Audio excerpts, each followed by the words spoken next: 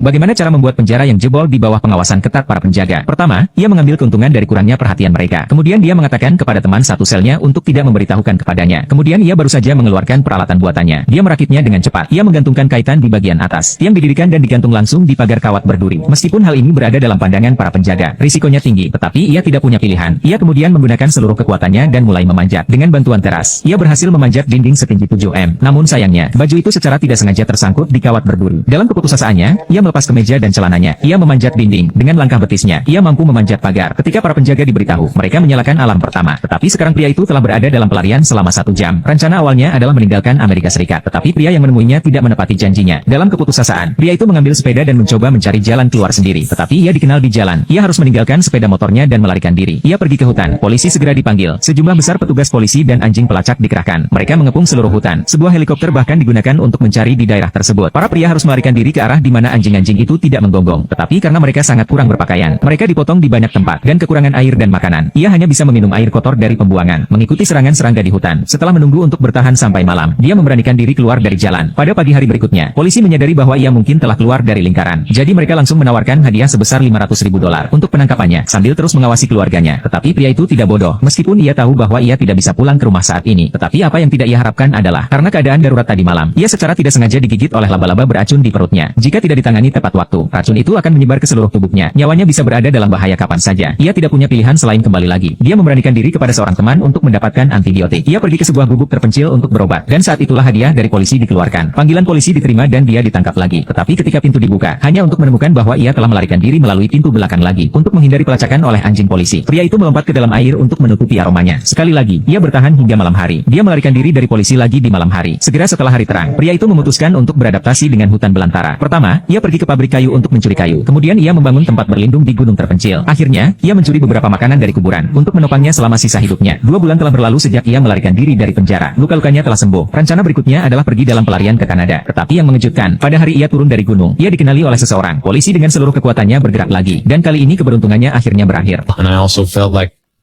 life was over for me.